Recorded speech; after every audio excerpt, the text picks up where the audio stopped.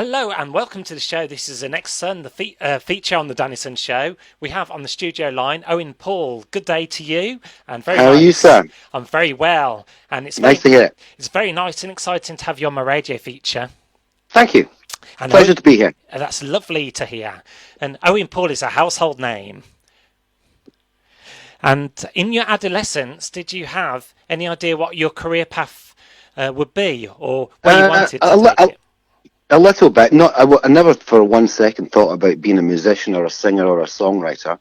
I was very much into football when I was at school, and I was pretty good at it as well.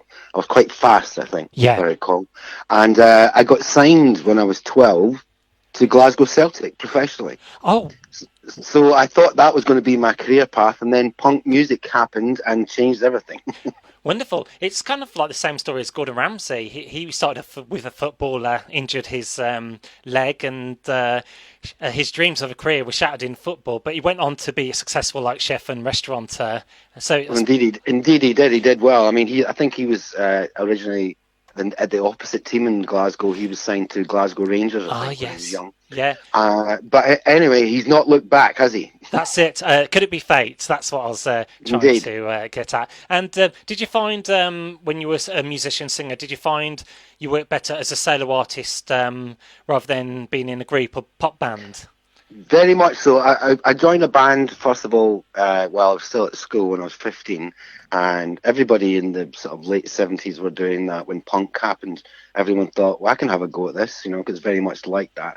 And for a long time, I enjoyed being in a band, but I always imagined the songs in my head because I was the main writer.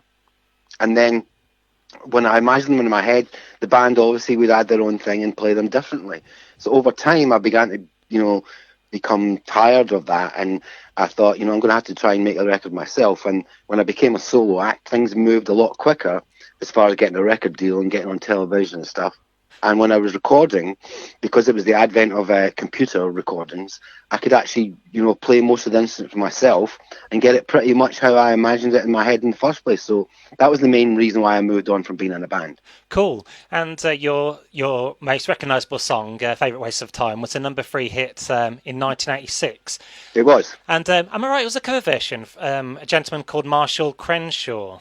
Yeah, that's correct. I mean, basically what happened was again, a bit like a lot of my career, it was pretty much unplanned.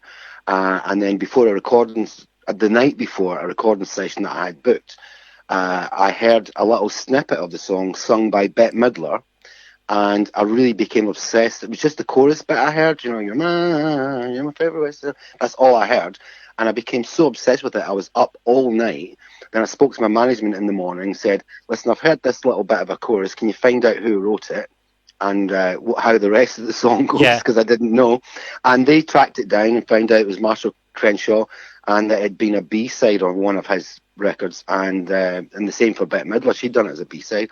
And then when I got the full version, I then added new words, changed a middle eight section that was not there before, changed different sections and added and made it my own. So it became a co-write in effect.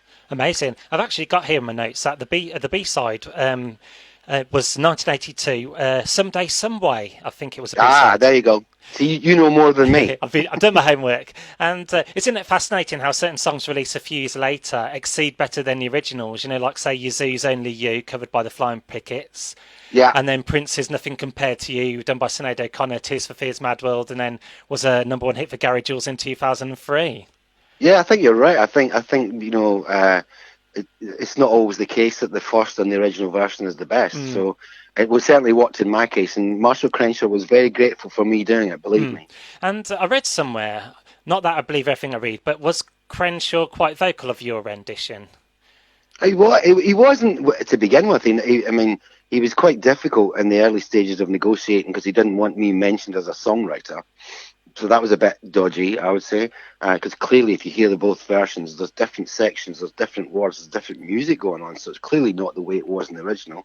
But then I read him in the Melody Maker some years later, like in the 90s. A friend of mine showed me a piece when Marshall Crenshaw had done a gig in London.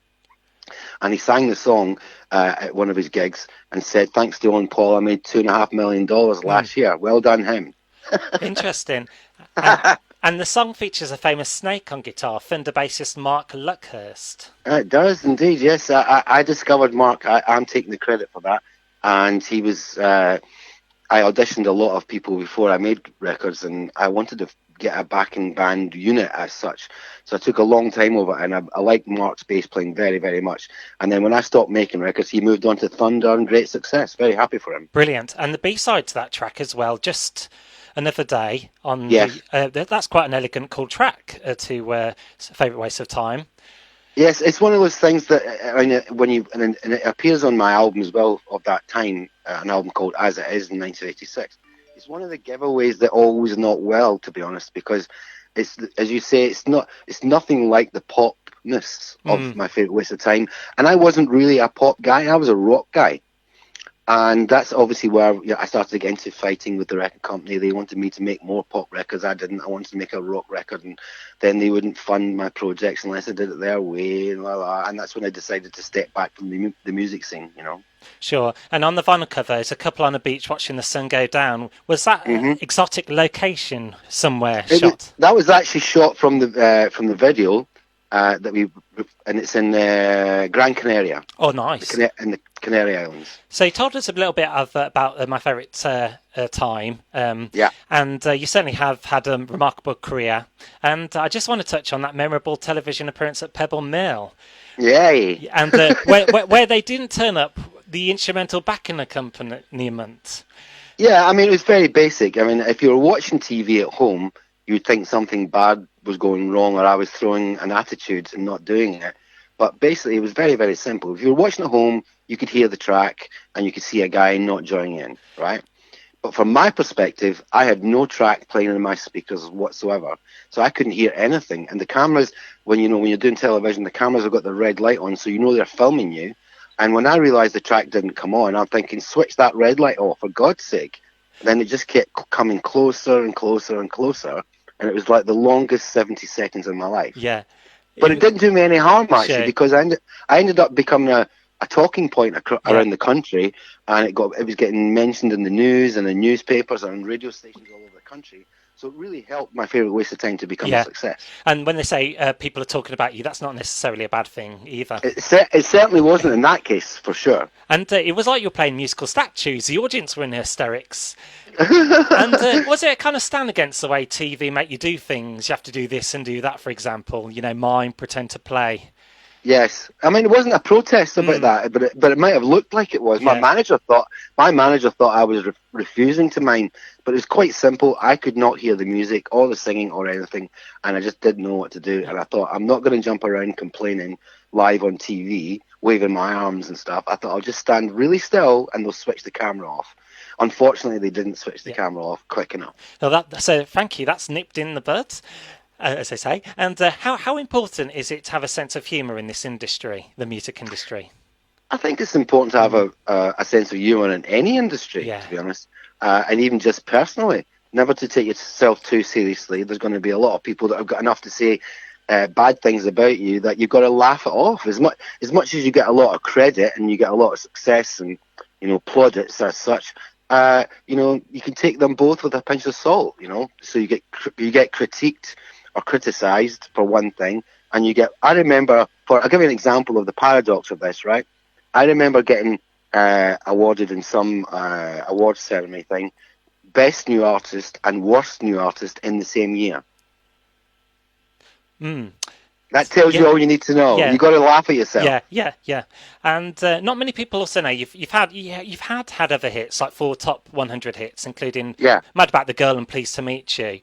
And I like the kind of concept in the video to Pleased to Meet You. It was kind of storytelling about like record companies and deals. And I believe at one point you're even busking outside a record company. That's a good way to attract attention.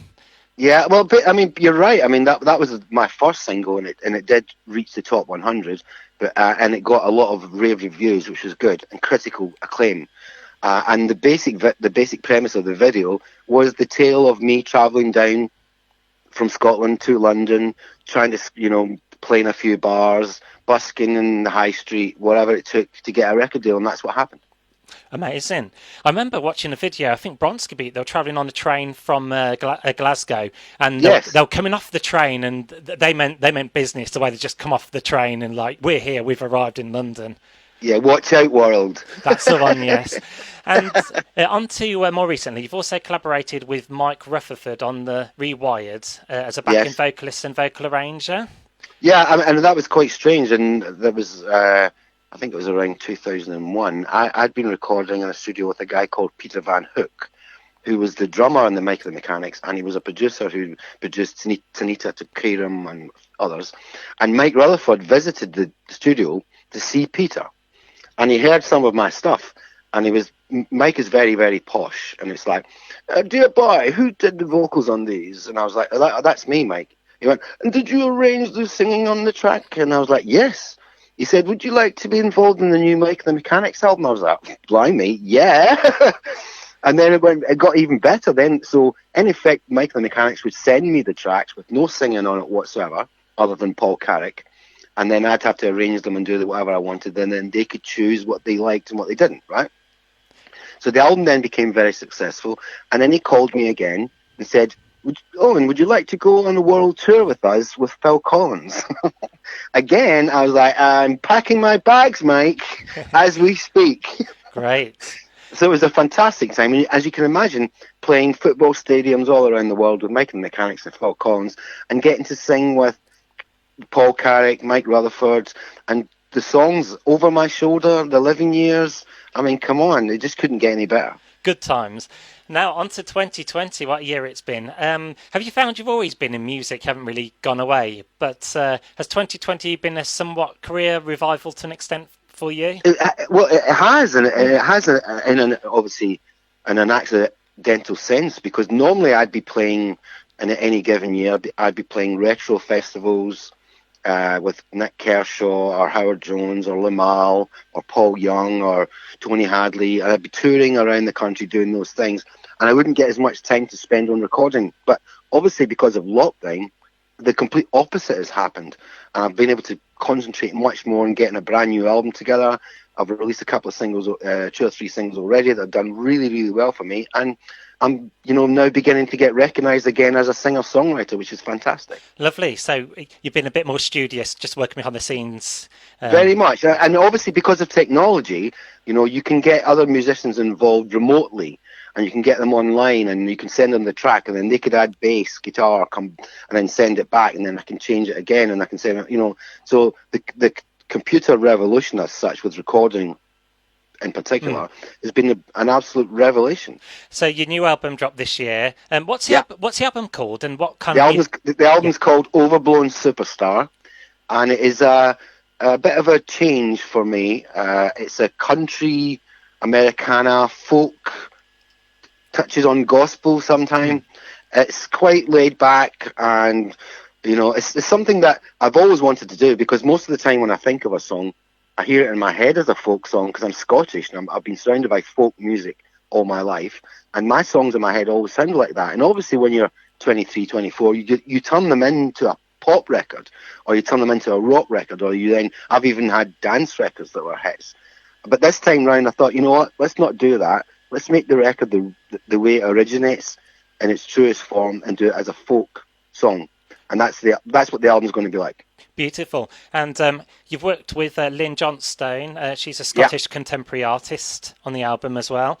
Well, she's been my backing vocalist for many, many years. And what happened was I had this song called Sleeping on the Same Pillow, and originally it wasn't a duet. And because of the subject matter of the song, it's about a couple who are apart, who want to get back together again. It seemed prevalent and the right thing to do, and she sings it absolutely brilliantly.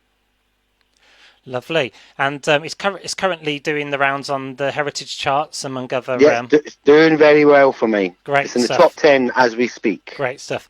Well, Owen Paul, thank you for accepting my invitation to appear on my featured show. My pleasure. And best of luck in all what you do. Thank you so much, Dan. Yeah, thank you very much. And cheers now. Bye for now. Thank you.